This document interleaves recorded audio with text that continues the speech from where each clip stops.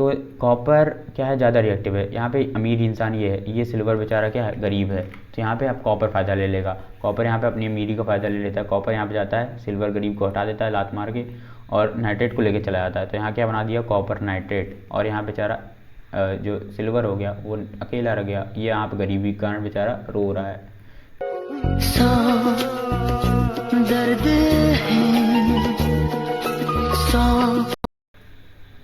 Chemical reaction and equation. ये chapter सुन के ही आप लोग जान गए होंगे कि आप लोग इसमें क्या पढ़ने वाले हैं। केमिकल रिएक्शन क्या होती है, जब एक केमिकल सब्सटेंस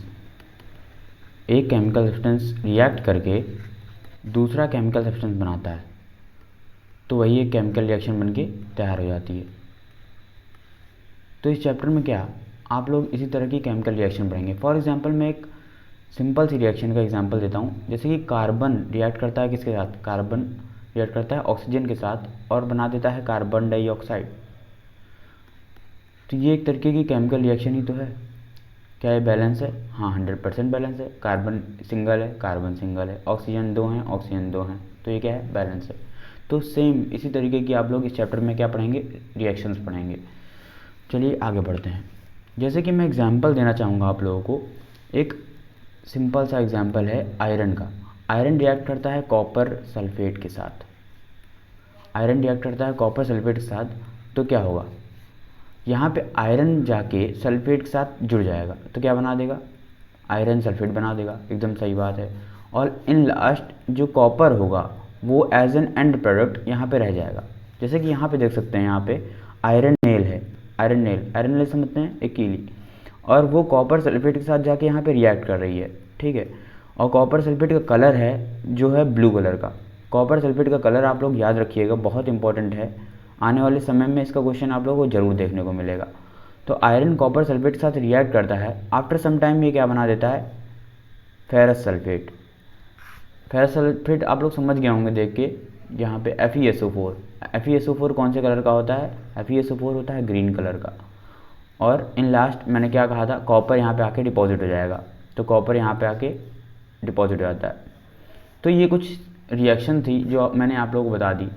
तो यहाँ पे लिखा हुआ है, here copper sulphate reacts with iron to new substance ferrous sulphate and copper are formed. वही चीज़ है जो मैंने बता दी।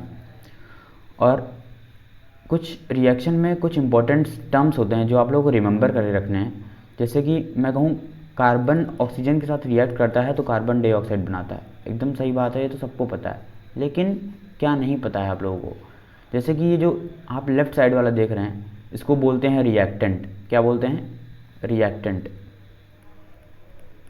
और जो इसके राइट साइड देख रहे हैं कार्बन डाइऑक्साइड के राइट, इसको बोलते हैं प्रोडक्ट। इसको बोलते हैं product. Reactants are substance that starts a chemical reaction. Reactants एक ऐसे सब्सटेंस होते हैं जो केमिकल रिएक्शन क्या करते हैं, स्टार्ट करते हैं। और मैं यहाँ पे बताना चाहूँगा प्रोडक्ट क्या होते हैं। प्रोडक्ट क्या होते हैं, product are substance produced in the reaction.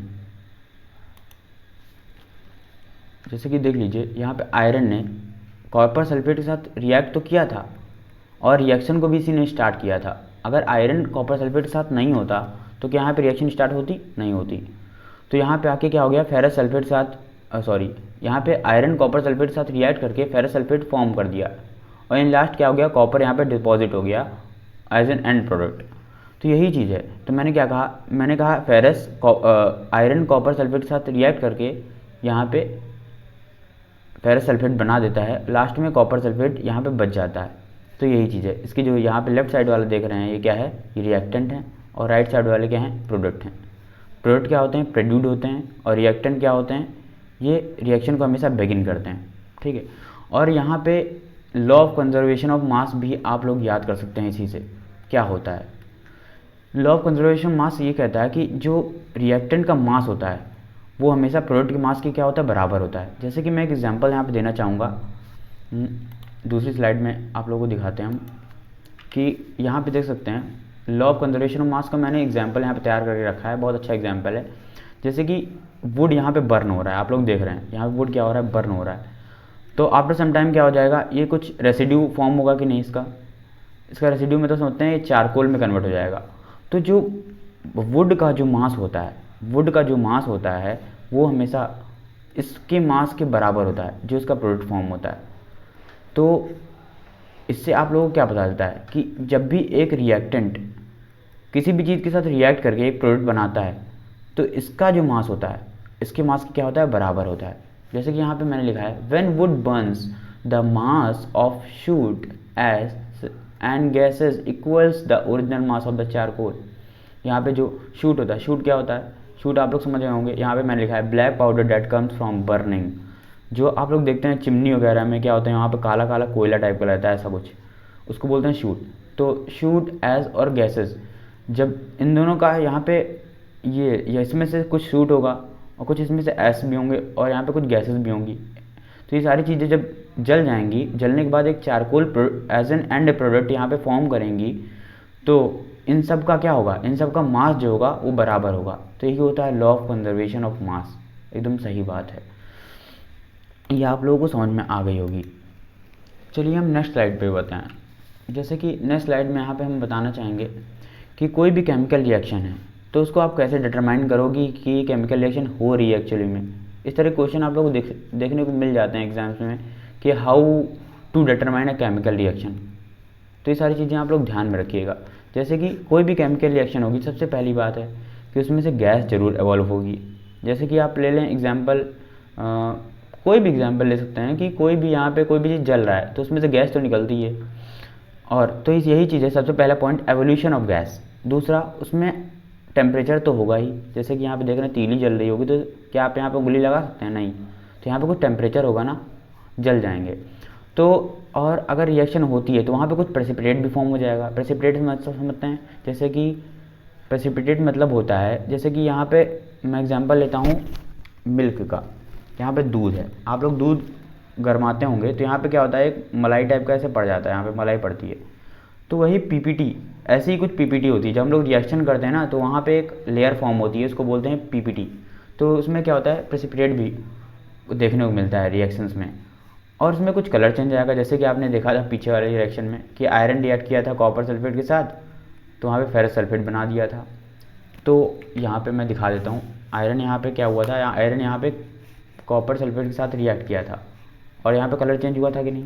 तो यहाँ पे कलर चेंज हुआ, इसका मतलब क्या हुआ कि जब भी कोई रिएक्शन होती है तो उसमें कलर भी चेंज होता है। एकदम सही। तो ये आप लोगों को समझ में आ गया होगा। और लास्ट, इसका स्टेट तो ज़रूर चेंज होगा कि वो पहले कैसे स्टेट में था अब कैसे हो गया। जैसे कि यहाँ पे एग्जांपल देख सकते हैं, इसमें भी कुछ रिएक्शन हुई। चलिए आगे बढ़ते हैं। अब हम आपको बताना चाहेंगे कि रिएक्शन कितने टाइप्स की होती हैं। There are many types of reaction. First is combination reaction, second is decomposition reaction, third is single displacement reaction, fourth is double displacement reaction, fifth is redox reaction, sixth is endothermic reaction, seventh is exothermic reaction, eighth is precipitation reaction and in last neutralization reaction. तो इसमें से कुछ ही reaction के बारे में हम आज बात करेंगे जो कि आप लोगों के लिए बहुत इंपॉर्टेंट है। तो वीडियो को एंड तक वॉच करिए और आप लोग को पूरा वीडियो समझ में आना वाला है, ये गारंटी मेरी। चलिए आगे बढ़ते हैं। पहली रिएक्शन, जैसे कि मैंने कहा, कॉम्बिनेशन रिएक्शन, ये आप लोग यहाँ पर पढ़ेंगे। कॉम्बिनेशन रिएक्शन के नाम से आप क्या समझते हैं? कॉम्बिनेशन रिएक्शन के नाम से आप लोग समझते होंगे कोई भी चीज़ कंबाइन हो रही है, डेफिनेटली। तो यही चीज़ होता है और कुछ नहीं। कॉम्बिनेशन रिएक्शन मतलब in a combination reaction two elements और two compound combine to give a one single product. इसमें क्या होता है कि दो एलिमेंट्स मतलब समझते हैं, जैसे कि हाइड्रोजन है, हाइड्रोजन एक एलिमेंट है। और कंपाउंड क्या होता है, कार्बन मोनोऑक्साइड, ये कंपाउंड है, ठीक है। एक सिंगल हाइड्रोजन क्या है, सिंगल है, और कार्बन क्या है, यहाँ पे दो लोग हैं, तो इसका मतलब क्या है, ये एलिमेंट्स हैं, ठीक है। और ये कंपाउंड है, ठीक है, और ये सिंगल है, तो ये क्या है, एलिमेंट है। एम आई राइट? तो यहाँ पे मैं बताना चाहता हूँ कि कॉम्बिनेशन रिएक्शन में क्या होता है। कॉम्बिनेशन रिएक्शन में एक हाइड्रोजन जब क्लोरीन के साथ रिएक्ट करता है तो यहाँ पे क्या बना देता है, HCl बना देता है। जैसे कि मैं कहूँ H2, यहाँ पे क्या रिएक्ट किया, H2 रिएक्ट किया Cl2 के साथ, यहाँ पे क्या बना दिया, HCl, राइट। तो फिर यहाँ पे दूसरी रिएक्शन आप देख सकते हैं, यहाँ पे क्या हुआ, कार्बन मोनोऑक्साइड ऑक्सीजन के साथ रिएक्ट करके क्या बना दिया, कार्बन डाइऑक्साइड, जैसे कि शुरुआत में ही मैंने बताया था। तो इसी तरह की रिएक्शंस आप लोगों को कॉम्बिनेशन रिएक्शन में देखने को मिलेंगी। In a combination reaction two elements combine to give a one single product. यहाँ पे देख रहे होंगे सब में दो एलिमेंट्स या फिर दो कंपाउंड रिएक्ट कर रहे हैं, देखिए यहाँ पे क्या हुआ, एक एलिमेंट यहाँ पे रिएक्ट करके एक सिंगल प्रोडक्ट बनाए, यहाँ पे एक कंपाउंड रिएक्ट करके यहाँ पे एक सिंगल प्रोडक्ट बनाए, यहाँ पे एक कंपाउंड रिएक्ट करके यहाँ पे एक सिंगल प्रोडक्ट बनाए। तो ये सारी रिएक्शंस आप लोगों के लिए हैं इंपॉर्टेंट, इनको नोट कर लीजिएगा, ठीक है। चलिए नेक्स्ट कुछ पॉइंट्स हैं जो आप लोगों को रिमेंबर कर रखने हैं, यहाँ पे मैं बताना चाहूँगा। ये पहला पॉइंट है, जैसे कि आप लोग ने सुना तो ज़रूर होगा, कभी पढ़ रहे हैं तो आप लोगों ने सुना ज़रूर होगा, क्विकलाइम क्या होता है। क्विकलाइम क्या होता है, क्विकलाइम जानने से पहले यहाँ पे देखिए, क्विकलाइम व्हेन अ क्विकलाइम और कैल्शियम ऑक्साइड, तो इससे आप जान गए होंगे क्विकलाइम को बोलते हैं कैल्शियम ऑक्साइड। क्विकलाइम क्या होता है, कैल्शियम ऑक्साइड। तो फिर जब व्हेन अ क्विकलाइम और calcium oxide reacts with slaked lime, when a quicklime और calcium oxide reacts with water, ठीक है। तो जब कैल्शियम ऑक्साइड को हम वाटर के साथ रिएक्ट करवाते हैं, CaO, इसी को बोलते हैं क्विकलाइम, किसके साथ रिएक्ट करवाते हैं, वाटर के साथ, तो क्या देता है, कैल्शियम हाइड्रोक्साइड बना देता है, ठीक है। तो यहाँ पे CaO है, इसको क्विकलाइम बोलते हैं, और ये वाटर के साथ रिएक्ट करके क्या बना देता है, कैल्शियम हाइड्रोक्साइड बना देता है, और इसको हम बोलते हैं स्लेक्ड लाइम।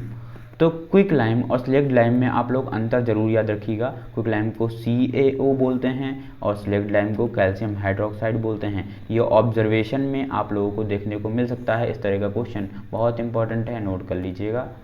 चलिए हम ये इंपॉर्टेंट आप लोगों को क्यों बता रहे हैं, जैसे कि मैंने अभी प्रीवियसली बताया यहाँ पे कि कॉम्बिनेशन रिएक्शन आप लोग पढ़े हैं, लेकिन यहाँ पे ये भी तो आप लोग कह सकते हैं कि यहाँ पे दो कंपाउंड रिएक्ट करके एक सिंगल प्रोडक्ट बना रहे हैं, तो ये भी कॉम्बिनेशन होगी। जी नहीं, बिल्कुल ये कॉम्बिनेशन रिएक्शन नहीं होगी। यहाँ पे एक्सोथर्मिक रिएक्शन, कहीं कहीं ये देखने को मिलता है कि कॉम्बिनेशन एक्सोथर्मिक रिएक्शन कहते हैं, तो यहाँ पे आप लोग याद कर सकते हैं कि एक्सोथर्मिक रिएक्शन होगी, कॉम्बिनेशन को ये भी मत कहिए कि नहीं होगी, लेकिन ये कह लीजिए कि ये एक्सोथर्मिक रिएक्शन है, बस कॉम्बिनेशन एक्सोथर्मिक रिएक्शन ऐसे कह सकते हैं। तो ये पॉइंट इसलिए इंपॉर्टेंट था क्योंकि इसमें जब कैल्शियम ऑक्साइड वाटर के साथ रिएक्ट करता है तो कैल्शियम हाइड्रोक्साइड बनाता है, और इसमें बहुत ज़्यादा गर्मी रिलीज़ होती है, बहुत ज़्यादा अमाउंट ऑफ हीट रिलीज़ होती है।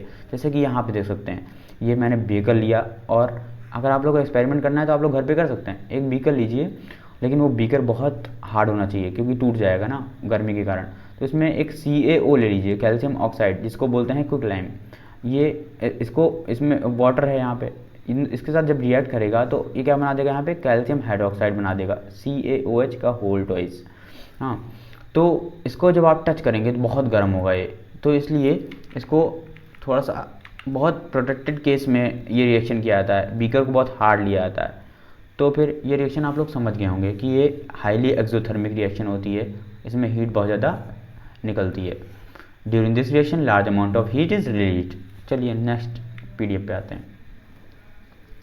यहाँ पे मैं बताना चाहूँगा डिकम्पोजिशन रिएक्शन क्या होता है। डिकम्पोजिशन रिएक्शन में यहाँ पे भी आप लोग नाम से समझ गए होंगे, डिकम्पोज हो रहा है कोई सब्सटेंस। अगर आप लोग बायोलॉजी पढ़ते हैं तो बहुत अच्छे से समझ गए होंगे। डिकम्पोज मतलब क्या होता है, कोई भी चीज़ डिके होना। यहाँ पे मैं देखिए यहाँ पे स्टार का साइन बनाया हूँ, इसका मतलब समझ रहे हैं आप लोग कि इसके मीनिंग्स यहाँ पे नीचे मैं लिख दिया हूँ, इंपॉर्टेंट है आप लोगों के लिए। तो डिकम्पोजिशन मतलब क्या होता है, कोई भी चीज़ डिके होना, सड़ना, ठीक है। तो इसमें क्या होता है, in a decomposition reaction a single reactant decomposes on the application of heat, light और इलेक्ट्रिसिटी। जब एक रिएक्टेंट को हम क्या करते हैं, डिकम्पोज करते हैं, उसको क्या करते हैं, लाइट दे रहे हैं मान लीजिए, उसको हम हीट दे रहे हैं या फिर इलेक्ट्रिसिटी दे रहे हैं, और वो क्या हो रहा है, इन लास्ट बेचारा वो टूट के छोटे छोटे टुकड़े में बिखर जा रहा है। तो क्या हो रहा है, बिखर जा रहा है, सड़ जा रहा है, ये समझ सकते हैं। तो क्या हो रहा है, वही रिएक्शन क्या कहलाती है, डिकम्पोजिशन रिएक्शन कहलाती है। जैसे कि यहाँ पे मैंने एग्जांपल दिया, एक AB है, AB क्या हो रहा है कि ए यहाँ से अलग हो गया बाद में, और B यहाँ पे अलग हो गया, तो ये क्या हो गया, डिकम्पोज हो रहा है ना। यहाँ पे AB कोई प्रोडक्ट था, सॉरी AB एक कोई रिएक्टेंट था, और वो इन लास्ट क्या हो गया, A में कन्वर्ट हो गया और B में कन्वर्ट हो गया। तो ये क्या है, ये डिकम्पोजिशन रिएक्शन का एग्जाम्पल है। जैसे कि मैं यहाँ पे पॉलीथीन का एग्जाम्पल देता हूँ। पॉलीथीन बहुत टाइम लगता है इसको डिके होने में, तो यहाँ पे पॉलीथीन क्या होता है, बहुत हज़ारों साल बाद क्या होती है, कुछ ऐसे दिखती है। तो ये क्या समझ सकते हैं कि यहाँ पे कोई कोई रिएक्टेंट AB था, और वो इन लास्ट क्या कन्वर्ट हो जा रहा है, A + B में, ठीक है। चलिए यहाँ पे एक एग्जाम्पल मैं देना चाहूँगा आपको कि अगर हम हाइड्रोजन परऑक्साइड को हीट करते हैं तो क्या होता है, जैसे कि H2O2, हाइड्रोजन परऑक्साइड को क्या बोलते हैं, H2O2। इसको जब हीट करते हैं तो यहाँ पे देख सकते हैं H2O के मॉलिक्यूल्स दिखेंगे, H2O प्लस O ऐसा कुछ दिख रहा है। तो यहाँ पे क्या हो जाएगा, H2O में ब्रेक हो जाएगा, O यहाँ पे सिंगल रह नहीं पाएगा, ये ऑक्सीजन बन जाएगा। ठीक है, तो यहाँ पे ये कुछ रिएक्शंस है जिसको हम हीट करेंगे। हीट, अगर कोई भी चीज़ है अगर आप उसको गर्म करते हो तो वो एक एक एक ऐसे कर करके अलग अलग चीज़ों में टूट जाएंगे। तो यहीं पे H2O2 था, हाइड्रोजन पर ऑक्साइड था, इसको मैंने गर्म किया तो ये क्या हो गया, वाटर में, ऑक्सीजन में क्या हो गया, ब्रेक हो गया। चलिए यहाँ पे हम बात करते हैं इसी तरह की कुछ और रिएक्शंस के बारे में, जैसे कि डिकम्पोजिशन रिएक्शन का एग्जांपल यहाँ पे देख सकते हैं। फेरिक हाइड्रोक्साइड लिया मैंने, इसको मैं हीट करता हूँ तो क्या बना देगा, फेरिक ऑक्साइड बना देता है और वाटर अलग हो जाता है। यहाँ पे इसकी बैलेंसिंग आप लोग याद रखिएगा, जो आप लोगों के लिए इंपॉर्टेंट है। वाटर लेते हैं हम, वाटर को हम जब इलेक्ट्रोलिटिक तरीके से इसको जब तोड़ते हैं या फिर इलेक्ट्रोलिसिस इसकी करते हैं तो क्या होता है, हाइड्रोजन में और ऑक्सीजन में ब्रेक हो जाता है। सिल्वर ब्रोमाइड की बात करते हैं हम, सिल्वर ब्रोमाइड को जब हम क्या करते हैं, इसको जब हम लाइट में लाते हैं, ये लाइट की प्रेजेंस में ब्रेक होती है, तो लाइट में ये Ag में और Br में कन्वर्ट हो जाती है। Ag क्या है, सिल्वर, और Br2 क्या है, ब्रोमीन। यहाँ पे अब बात करते हैं कार्बोनिक एसिड। कार्बोनिक एसिड को जब हम तोड़ते हैं तो कार्बन डाइऑक्साइड और वाटर में कन्वर्ट हो जाता है। तो ये सारे प्रोसेस क्या हैं, डिकम्पोज होने के, कि जैसे मैंने बताया कि कोई भी एक रिएक्टेंट होता है, वो इन लास्ट उसको गर्मी दे रहे हैं या फिर लाइट दे रहे हैं, हीट दे रहे हैं या फिर लाइट दे रहे हैं या फिर उसको हम इलेक्ट्रिसिटी दे रहे हैं, तो वो क्या करेगा, वो ब्रेक ही तो होगा। तो इन लास्ट क्या होता है कि इसी तरह की रिएक्शंस जो हैं, जो मैंने एग्जांपल दिए हैं यहाँ पे, फेरिक हाइड्रोक्साइड की, वाटर की, सिल्वर ब्रोमाइड की, कार्बोनिक एसिड की, ये सारी रिएक्शंस किसके एग्जांपल हैं, डिकम्पोजिशन रिएक्शन के। लेकिन इससे आप ये नहीं समझ सकते कि ये सारे रिएक्शंस डिकम्पोजिशन रिएक्शन है। डिकम्पोजिशन रिएक्शंस के भी टाइप्स होते हैं। आइए बात करते हैं हम कितने तरीके की होती हैं decomposition reaction. There are 3 types of decomposition reaction. First is thermal decomposition reaction, second is electrolytic and photolytic. Thermal मतलब क्या समझते हैं, थर्मल मीन्स होता है टेम्परेचर, जिसको हम हीट दें या टेम्परेचर दें तो उसको हम बोलेंगे decomposition reaction, thermal decomposition reaction. और सेकंड है इलेक्ट्रोलिटिक डिकम्पोजिशन रिएक्शन। क्या होता है, ये इलेक्ट्रिसिटी की प्रेजेंस में होता है। अब फोटो मतलब क्या होता है, लाइट, फोटो मतलब क्या होता है, लाइट। तो फोटोलिटिक डिकम्पोजिशन रिएक्शन क्या होती है, लाइट की प्रेजेंस में होती है। जैसे कि मैंने ये सारे एग्जांपल्स अभी आपको प्रीवियसली बता दिए हैं कि यहाँ पे फेरिक हाइड्रोक्साइड को मैंने क्या किया, कुछ हीट दिया और ये क्या बन गया, फेरिक ऑक्साइड बन गया, और यहाँ पे वाटर बन गया। ठीक है, और यहाँ पे मैंने क्या किया, वाटर को इसको कुछ इलेक्ट्रोलाइज किया तो यहाँ पे क्या हो गया, हाइड्रोजन में ब्रेक हो गया और ऑक्सीजन ब्रेक हो गया। सिल्वर ब्रोमाइड को मैंने क्या की, लाइट दी। ये इसका एग्जाम्पल है, ये इसका एग्जाम्पल है, इसका एग्जाम्पल है। इसीलिए मैंने ये PDF तैयार की थी तो इन सबके सामने ऐसे अरेंज कर दिया था यहाँ पे कि ये थर्मल का है और ये इलेक्ट्रोलिटिक का है और ये लाइट का है। तो ये सब चीज़ें आप लोग नोट कर लीजिएगा। चलिए, तो ये वही चीज़ जो मैंने अभी बताया कि 3 टाइप्स की रिएक्शन होती हैं। एक को बोलते हैं थर्मोलिटिक डिकम्पोजिशन या थर्मोलिसिस, एक को बोलते हैं इलेक्ट्रोलिटिक डिकम्पोजिशन रिएक्शन या फिर इलेक्ट्रोलिसिस, एक को बोलते हैं फोटोलिटिक डिकम्पोजिशन रिएक्शन या फिर फोटोलिसिस। चलिए हम बात करते हैं थर्मोलिसिस। थर्मोलिसिस क्या है, थर्मल मतलब क्या समझते हैं आप लोग, टेम्परेचर। तो यहाँ पे थर्मल मतलब होता है टेम्परेचर आप लोग समझ गए होंगे, हीट। किसी भी चीज़ को अगर हम हीट देते हैं तो क्या हो जाएगा, वो थर्मोलिसिस कहलाएगा। Decomposition reaction which require heat is called thermolytic decomposition reaction. यहाँ पे मैंने एग्जांपल दिया है HgO का। HgO क्या होता है, मर्क्यूरिक ऑक्साइड, और इसको जब हम हीट देते हैं तो ये क्या हो जाएगा, Hg अलग हो जाएगा, O अलग हो जाएगा, और Hg क्या हो जाएगा, ये मर्करी, और ऑक्सीजन क्या हो जाएगा, O2। ठीक है, तो यहाँ आप देख सकते हैं मर्क्यूरिक ऑक्साइड जो कि रेड कलर का होता है, ये ऑब्जर्वेशन के तौर पे आप लोग याद रखिएगा। और ये क्या हो जाएगा कि यहाँ से ब्रेक होगा, यहाँ पे क्या मर्क्यूरी बना देगा और कुछ यहाँ से O2 रिलीज़ हो जाएगा। तो ये कुछ रिएक्शंस थी जो यहाँ पे आप लोगों को याद रखनी है। ठीक है, तो यहाँ पे ये वही चीज़ है जो मैंने पीछे बताया। Reddish mercuric oxide solid is decomposed upon heating to silver liquid mercury and colourless oxygen gas. जब हम मर्क्यूरिक ऑक्साइड को हीट करेंगे तो Hg बना देगा और ऑक्सीजन बना देगा। वही चीज़ मैंने पीछे बताया है, वही यहाँ पे है। ठीक है, तो यहाँ पे कलर देख सकते हैं आप लोग, ये रेड कलर है, रेडिश कलर किसका है, मर्क्यूरिक ऑक्साइड का है। और यहाँ पे क्या होता है, यहाँ पे देखिए कुछ, यहाँ पे सिल्वर लिक्विड मर्क्यूरी यहाँ पे फॉर्म हुई, जो मर्क्यूरी यहाँ पे फॉर्म हुई वो सिल्वर कलर की फॉर्म हुई, और यहाँ पे कलरलेस ऑक्सीजन गैस रिलीज हो जाएगी। ऑक्सीजन गैस का साउंड क्या होता है आप लोग याद रखिएगा, पॉप अप साउंड। क्या होता है, पॉपअप साउंड। ऑक्सीजन गैस जब भी रिलीज होती है कौन सा साउंड से रिलीज होती है, पॉपअप साउंड से रिलीज होती है। नेक्स्ट स्लाइड पे आते हैं हम। फोटोलिटिक डिकम्पोजिशन रिएक्शन क्या होता है। फोटोलिटिक, अभी मैंने बताया फोटो मतलब क्या होता है, लाइट। फोटो मतलब क्या होता है, लाइट। तो वहाँ पे हाइड्रोजन पर ऑक्साइड का ये ऑलरेडी मैं इस रिएक्शन का एग्जाम्पल दे चुका हूँ। H2O2 हाइड्रोजन पर ऑक्साइड, जब इसको आप लाइट देते हो तो ये क्या होता है, H2O में और O2 में ब्रेक हो जाता है। और इसको बैलेंस कर सकते हैं। यहाँ पे हाइड्रोजन कितना है, यहाँ पे 2 है, यहाँ पे हाइड्रोजन कितना है, 2 है, लेकिन यहाँ पे ऑक्सीजन कितना है, 2, यहाँ पे ऑक्सीजन कितना है, 2। क्या ये बैलेंस है, बिल्कुल बैलेंस है। लेकिन यहाँ पे अगर मान लीजिए 2H2O2 है तो यहाँ पे 2H2O लगा देंगे। तो यहाँ पे ऑलरेडी मैंने बताया था ऑक्सीजन क्या होता है, पॉपअप साउंड से ब्रेक होता है। तो यहाँ पे ऑक्सीजन जब भी निकलेगा तो पॉपअप साउंड के साथ निकलेगा, ये याद रखिएगा आप लोग। H2O2 को जब मैंने क्या लाइट दिया ऊपर से तो यहाँ पे क्या हुआ, ऑक्सीजन निकल जा रहा है, H2O यहाँ पे फॉर्म हो जा रहा है। नेक्स्ट स्लाइड पे आते हैं। इलेक्ट्रोलिटिक डिकम्पोजिशन रिएक्शन क्या होता है। इलेक्ट्रोलिटिक डिकम्पोजिशन रिएक्शन मैंने बताया इलेक्ट्रिसिटी की रिक्वायरमेंट होती है। जैसे कि आप देख सकते हैं एक बैटरी मैंने ले लिया, यहाँ पे सम पोटेंशियल यहाँ पे मैं भेज रहा हूँ कुछ, तो यहाँ से कुछ बैटरी से कुछ करंट जा रहा होगा, तो ऑब्वियस सी बात है यहाँ पे इलेक्ट्रोलिटिक डिकम्पोजिशन हो रहा होगा। When electrical energy from a battery is pass through water, the water dissociate into diatomic molecule of hydrogen and oxygen. जब भी हम वाटर को क्या करते हैं, इलेक्ट्रिसिटी देते हैं, तो क्या होता है, अपने डाई एटॉमिक मॉलिक्यूल में ब्रेक हो जाता है। डाई एटॉमिक मॉलिक्यूल समझते हैं आप लोग, डाई एटॉमिक मॉलिक्यूल मतलब हाइड्रोजन एंड ऑक्सीजन। ओके, तो डाई एटॉमिक मॉलिक्यूल यहाँ पे देख सकते हैं, यहाँ पे H2O जब रिएक्ट किया तो यहाँ पे क्या हुआ, हाइड्रोजन और ऑक्सीजन में क्या हो गया, ब्रेक हो गया। अब H2O को जब यहाँ पे बिजली देंगे तो क्या हो जाएगा, हाइड्रोजन अलग हो जाएगा और ऑक्सीजन अलग हो जाएगा। ये क्या बैलेंस है, नहीं। हाइड्रोजन कितने हैं, 2, ऑक्सीजन कितने हैं, 2, हाइड्रोजन इधर कितना है, 2, यहाँ पे ऑक्सीजन कितना है, 1। अब मुझे क्या करना पड़ेगा, इसको कुछ बैलेंस करना पड़ेगा। तो यहाँ पे मैं क्या करूँ, जो बैलेंस हो जाए। हाइड्रोजन यहाँ पे कितने हैं, 2, और यहाँ पे कर देता हूँ 2 हाइड्रोजन, कितने हो गए, 4। यहाँ पे कितने हैं, यहाँ पे हाइड्रोजन 2 हो गए, तो यहाँ पे मैं लगा देता हूँ 2 हाइड्रोजन। ये कितने हो गए, 4। ऑक्सीजन कितने हो गए, 2, तो यहाँ पे ऑक्सीजन कितने हैं, 2। तो एकदम हो चुकी है रिएक्शन बैलेंस। यहाँ पे मैंने बैलेंस करके नहीं रखी थी। तो नेक्स्ट स्लाइड पे आते हैं हम। डिस्प्लेसमेंट रिएक्शन क्या होता है। डिस्प्लेसमेंट रिएक्शन बहुत बढ़िया रिएक्शन है, इसमें आप लोगों को जरूर मजा आएगा। डिस्प्लेसमेंट रिएक्शन क्या होता है, इसमें more reactive metal displaces the less reactive metal. इसके लिए सबसे पहले आप लोगों को रिएक्टिविटी सीरीज आनी चाहिए।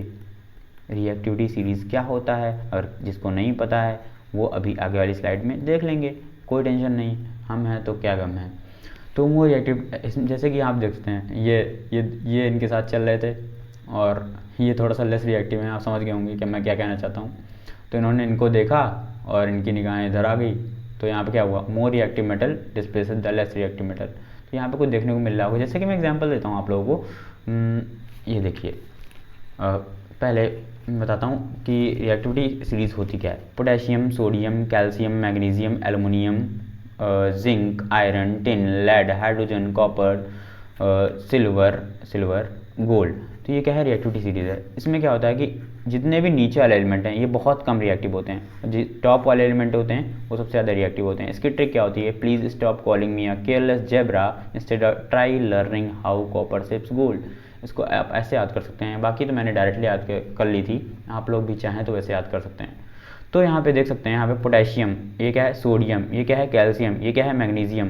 तो यहाँ पे अब आप लोग देख के जान गए होंगे सबसे ज़्यादा रिएक्टिव कौन सा होगा, पोटेशियम, क्योंकि ऊपर वाले एलिमेंट बहुत ज़्यादा रिएक्टिव होते हैं। फिर सोडियम, फिर कैल्शियम, फिर मैग्नीशियम, फिर एल्युमिनियम। इसी तरह क्या होते हैं, सारे एलिमेंट्स नीचे की ओर घटते जाते हैं। तो यहाँ पर वैसे ही कुछ देखने को मिल रहा है, जैसे कि आप लोगों ने अभी पढ़ा, क्या पढ़ा कि यहाँ पे जिंक, देख लीजिए यहाँ पे मैं थोड़ा सा मैच करके आप लोग पढ़ाऊँगा। जिंक और क्या था यहाँ पे, कॉपर देखिए, कॉपर कहाँ पे है, कॉपर देख सकते हैं, कॉपर कहाँ गया, कॉपर यहाँ पे, सॉरी, हाँ ये जिंक है और ये क्या है, कॉपर। जिंक और कॉपर, तो देख सकते हैं जिंक वाला ज़्यादा रिएक्टिव होगा, ऑब्वियस सी बात है, क्योंकि ये ऊपर है और कॉपर क्या है, नीचे है। नीचे वाले क्या होते हैं, लेस रिएक्टिव होते हैं। तो जो भी ज़्यादा रिएक्टिव जो होगा, मतलब ज़्यादा अमीर इंसान होगा, वो क्या हो जाएगा, गरीब की, अगर मैं अमीर इंसान की बात करें तो गरीब को क्या करता है, डिस्प्लेस कर देता है, ठीक है। अगर तो इसी तरह से यहाँ पे भी सेम यही होता है, जैसे कि जिंक क्या है, ज़्यादा अमीर है और ये क्या है, गरीब है, तो गरीब के साथ कोई रहना नहीं पसंद करता है, अमीर के साथ सब रहना पसंद करते हैं। तो वैसे यहाँ पे भी हो रहा है। यहाँ पे कौन गरीब था, यहाँ पे कॉपर गरीब है। तो यहाँ पे देख सकते हैं आप, जिंक क्या है, अमीर इंसान है, और कॉपर सल्फेट के बेचारे के दो लोग बढ़िया मस्त थे, जी रहे थे, और यहाँ पे जिंक आया और इसकी सल्फेट को लेके चला गया, क्योंकि ये अमीर था, पैसा फेंका, तमाशा देखा। तो यहाँ पे क्या हो गया, जिंक यहाँ पे सल्फेट के साथ रिएक्ट किया, यहाँ क्या बन गया, जिंक सल्फेट बन गया, ठीक है। और बेचारा कॉपर गरीब इंसान अपनी गरीबी के कारण यहाँ पे रो रहा है। वैसे यहाँ पे क्या होता है, कॉपर और एजी में बात करते हैं हम। तो कॉपर ऊपर है, एजी क्या होता है, सिल्वर होता है। तो यहाँ पे आप कुछ देख सकते हैं। यहाँ पे इस स्लाइड को मैं क्लियर कर दूँ पहले। यहाँ पे देख सकते हैं कॉपर और यहाँ पे एजी क्या है, सिल्वर।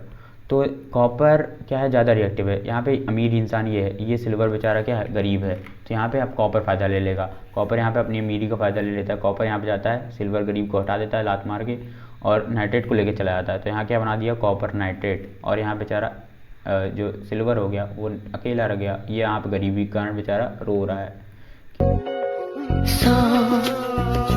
दर्द कि मैं गरीब क्यों हूँ, ये दुख क्यों नहीं ख़त्म होता। चलिए डबल डिस्प्लेसमेंट क्या होता है, जैसे कि यहाँ पे आप लोग डबल डिस्प्लेसमेंट देख रहे हैं, तो फिर यहाँ पे इसको मैं पहले इमेज के जरिए समझाता हूँ। जैसे कि देख रहे हैं यहाँ पे ये सिल्वर है और यहाँ नाइट्रेट है, दोनों लोग मस्त जी रहे हैं, ज़िंदगी बढ़िया चल रही है। यहाँ पे सोडियम है, क्लोराइड है, दोनों बढ़िया जी रहे हैं। तो डबल मतलब क्या समझते हैं, डबल मतलब डबल लोगों का डिस्प्लेस होना। अब देखो यहाँ पे सोडियम को क्या हुआ कि अब मन नहीं कह रहा है कि हम दोनों साथ नहीं रहेंगे, तो सोडियम ने क्या किया, इन कहा हम नाइट्रेट हम दोनों रह लेते हैं, और यहाँ सिल्वर ने कहा चलो ठीक है हम तुमसे बोर हो गए, हम इनके साथ रह लेते हैं। देखो क्या हुआ, दोनों लोग डबल क्या हो गया, डिस्प्लेस कर लिए, अपनी प्लेस को इधर से उधर कर लिए। तो यहाँ पर क्या हो गया, यहाँ देख सकते हैं NaNO3 हो गया। यहाँ आप देख सकते हैं Na किसके साथ हो गया, NO3 हो गया। यहाँ आप देख लीजिए Na किसके साथ हो गया, NO3 के साथ हो गया। और यहाँ पे AgCl, यहाँ आप देख सकते हैं ये Cl और Ag किसके साथ हो गया, Cl के साथ हो गया, यहाँ आप देख सकते हैं। तो यही चीज़ है डबल लोगों का डिस्प्लेस होना। मतलब यहाँ क्या समझते हैं, Ag क्या है, एक आयन है, एक ए आयन, दोनों आयन्स का क्या होना, एक्सचेंज होना। तो एक्चुअली डेफिनेशन क्या कहती है, exchange of ions take place in double displacement reaction. चलिए आगे बढ़ते हैं। तो यहाँ पे देखिए exchange of ions between the reactants take place. यहाँ पे जैसे कि मैंने पहले ही बता दिया कि आयन्स का क्या होता है, यहाँ पे एक्सचेंज होता है। जैसे कि एग्जांपल देना चाहूँगा एल्युमिनियम सल्फेट का, Al2SO4 का होल थ्राइस। तो यहाँ आप देखिए एल्युमिनियम किसके साथ है, सल्फेट के साथ है, और यहाँ पे कैल्शियम किसके साथ है, हाइड्रोक्साइड के साथ है। अब क्या है, दोनों खुश रहेंगे क्योंकि डबल डिस्प्लेसमेंट है, नहीं कहेंगे मुझे अपना वाला दे दो, तो ये क्या करेंगे, ये इनके साथ हो जाएंगे, और ये कैल्शियम किसके साथ है, इनके साथ हो जाएंगे। तो यहाँ पे देखने को मिलेगा एल्युमिनियम किसके साथ है, हाइड्रोक्साइड के साथ। तो यहाँ पे क्या बन गया, एल्युमिनियम हाइड्रोक्साइड, कैल्शियम के साथ, सल्फेट के साथ, कैल्शियम सल्फेट। इसको बोलते हैं डबल डिस्प्लेसमेंट, एक डबल लो का इधर से उधर हो जाना, ये क्या हो गया, डबल डिस्प्लेसमेंट। यहाँ पे आप देख सकते हैं। और यहाँ पे एक चीज़ और बताना चाहूँगा, when two soluble salts are combined to form an insoluble product, जब भी कोई दो सॉल्युबल सॉल्ट रिएक्ट करते हैं तो भी एक इनसॉल्युबल प्रोडक्ट फॉर्म होता है, उसको बोलते हैं प्रेसिपिटेट। जैसे कि मैंने बिगिनिंग में ही बात की थी, प्रेसिपिटेट क्या होता है, एक कोई भी एक लेयर फॉर्म हो जाए, जब जिसमें आप रिएक्ट कर रहे हो तो वहाँ पे एक लेयर झाग जैसा फॉर्म हो जाए। जैसे कि मैं एग्जाम्पल दिया था कि दूध आप लोग गर्म करते हो तो यहाँ पे क्या होता है, दूध के ऊपर मलाई बनती है, वैसे ही यहाँ पे भी प्रेसिपिटेट होता है कि कोई भी सॉल्युबल सॉल्ट्स को आप क्या करते हो, कंबाइन करते हो, तो यहाँ पे क्या बना देता है, एक प्रेसिपिटेट बना देता है। Next slide. तो यहाँ पे जैसे कि मैंने बताया an insoluble compound called precipitate form, ये मैंने ऑलरेडी बता दिया है। एग्जाम्पल मैं यहाँ पे देता हूँ लेड नाइट्रेट का। लेड नाइट्रेट, इसको जब आप रिएक्ट करते हो पोटेशियम आयोडाइड के साथ, तो यहाँ पे क्या होता है, सेम वही है जैसे कि आपने पढ़ा, डिस्प्लेस कर देगा, ये इसके साथ है, ये इसके साथ है। अब क्या ये दोनों खुश रहेंगे, नहीं मुझे ये वाली चाहिए, तो यह क्या होगा, लेड इसके साथ जुड़ जाएगा, ये इसके साथ जुड़ जाएगा। सेम यहीं पे देखने को आप लोगों को मिल गया होगा, क्या हो गया, पोटेशियम नाइट्रेट के साथ जुड़ गया, तो क्या बन गया, पोटेशियम नाइट्रेट। और लेड के साथ आयोडाइड से जुड़ गया, ये इसके साथ। तो यहाँ पे रिएक्शन में बस इंपॉर्टेंट क्या है, यहाँ पे देखिए इन दोनों का यहाँ पे जो रिएक्शन हुआ है इसमें कलर कुछ देखने को मिलेगा। लेड आयोडाइड का कलर जो है ये बहुत इंपॉर्टेंट है, ये ऑब्जर्वेशन के तौर पे कि लेड आयोडाइड का कलर क्या होता है, वो येलो कलर होता है। तो याद रखिएगा आप लोग, कौन सा कलर होता है, येलो। मैं यहाँ पे लिखे दे रहा हूँ, आप लोग याद रखिएगा। चलिए, तो यहाँ पे स्लाइड हम लोग की होती है ओवर। अगर आप लोगों को वीडियो पसंद आता है तो मैं आगे की वीडियो अपलोड करूँगा, आप लोग कमेंट जरूर कीजिएगा। Thank you so much, have a nice day.